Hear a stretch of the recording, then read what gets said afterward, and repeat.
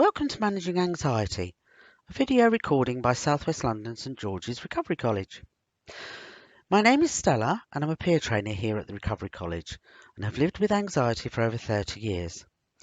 I've learned several techniques to successfully manage it, enabling me to enjoy a fulfilling life alongside my anxiety. It may be helpful to have a pen and some paper handy, just to jot down any tools or tips.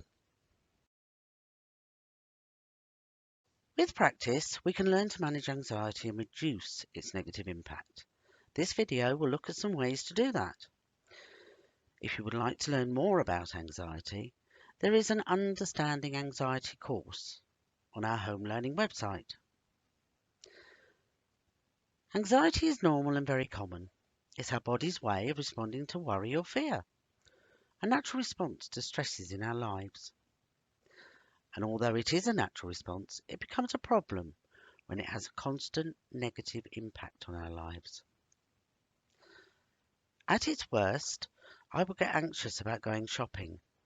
When I was in the shop, it would lead to me having panic attacks and either be stuck to the spot in tears or leaving my groceries and running for the exit. It continued in a ripple effect, making socialising and travelling impossible. That was when I knew I needed help. Take a minute and just think about how you would describe how your anxiety affects you. Maybe jot it down. We need to know how and when we experience anxiety before we can take steps towards managing it. If we can be aware of what triggers our anxiety and how we experience it, then we can explore different techniques to reduce its impact. Self-awareness really is the key to positive self-management. When I'm giving a presentation to a large group of people I don't know, I get an increased heartbeat, sweaty palms, a dry mouth, and if they include other professionals, the anxiety ramps up, giving me a churning stomach as well. A good idea is to keep an anxiety diary.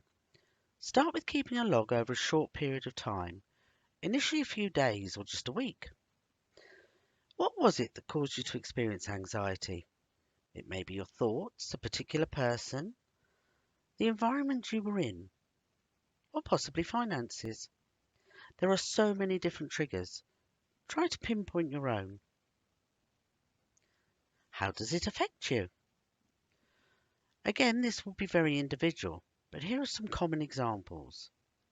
A churning stomach, tingling in the fingers, a dry mouth, racing heartbeat, sweating, nausea, a feeling of dread, being tearful, or maybe experiencing chest pain.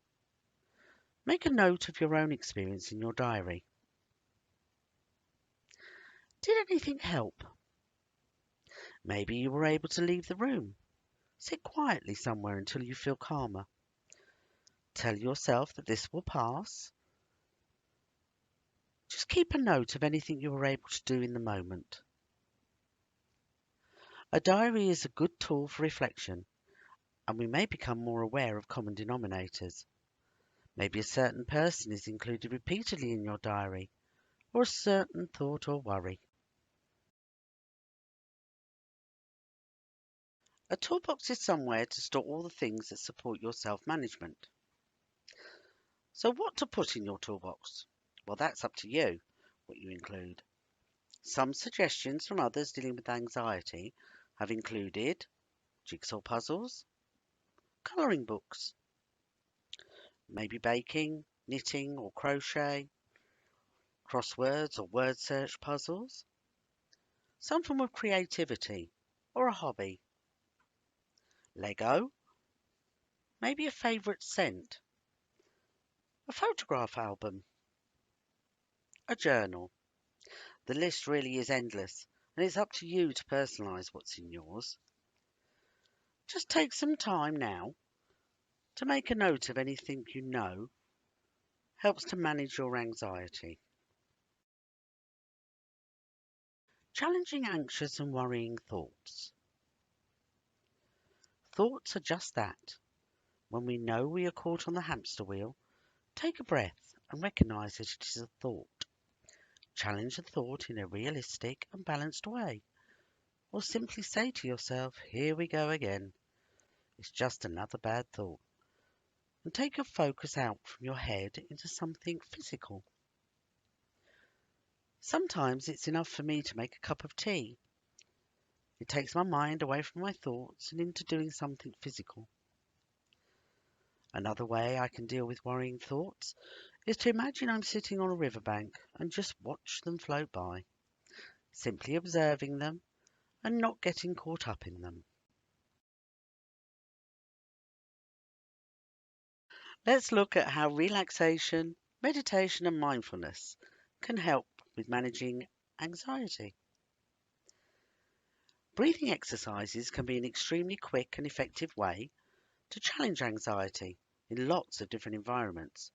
For example, the workplace, public transport, shopping, social gatherings.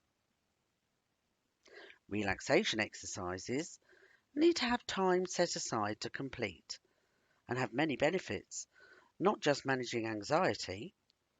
If you are having trouble sleeping, a progressive muscle relaxation can be a good aid to getting you off to sleep. Mindfulness and meditation can become part of our life skills, not just for managing issues, but gaining a different perspective on life. There are some meditation scripts you can listen to on the Home Learning website, as well as breathing exercise videos. So take a look and give them a try. You may decide to include these in your toolbox. Let's consider our exercise, diet, and sleep. When we're anxious, our breathing is shallow and not deep breaths. One of the benefits of exercise is that we can breathe deeper, enabling us to regulate our breathing, which can really help with managing anxiety, as well as being good for our heart and muscle strength. Exercise doesn't have to be going to the gym or pounding the pavement. It's about finding a way to increase your heart rate in a way that suits you. It may be going for a brisk walk, doing some gardening, moving quicker with the hoover, or dancing to your favourite music. A healthy balanced diet can avoid the peaks and troughs of too much sugar and caffeine, both of which can increase anxiety. If you are finding it difficult to get off to sleep or wake up feeling refreshed, consider if you have a healthy sleep routine. It may not be only the anxiety impacting on your sleep, but a combination, including an unbalanced diet and too little exercise. We can't change everything at once. When I made the first change, it was to stop drinking Coke Zero. I thought I was being really healthy, as it had 0 calories, but it was the caffeine boosting my anxiety that hadn't occurred to me. I felt so good by taking control and not drinking it anymore. Try to think of one thing that you could change or add in to your daily routine. Here's something else to consider putting in your toolbox. It's called a grounding exercise. Simple to remember as it's 5, 4, 3, 2, 1. So when experiencing a bout of anxiety, give it a go. Look around at 5 things you can see. Then find 4 things that you can touch. Listen out for 3 things you can hear. Identify 2 things you can smell. And 1 thing that you can taste. It can be really helpful in pressing the pause button when we feel that lack of control that sometimes accompanies anxiety. Give it a go. You won't know unless you try. Sometimes with anxiety, we can be caught up in the moment and can't recall what can help us. So it can be useful to make a little reminder card to keep in our wallet or purse. This one says, when anxiety strikes, I can try. a short breathing exercise, stepping out of the room for 5 minutes, turning off my mobile phone, the grounding exercise, or eating a sweet mindfully. This is just an example of how you can identify your own tools, and putting them on a card to have with you can feel reassuring. If you have any questions, you can call the Home Learning Helpline on 0203 513 4800, and we're available to take your call on a Monday 1:30 to 3:30, and then Tuesdays to Friday 10 a.m. to midday and 1:30 to 3:30 in the afternoons. We have looked at some self-management tools, and I hope you have found the information helpful. Remember, you are your own expert on how anxiety impacts on your life and the things that can help you to better manage it. It may be the first time you have engaged with a recovery college and this is new to you, or you may be an existing student who is updating their self-management tools. Either way, be assured that we can all take back control of our lives from our mental health issues with the right tools for us.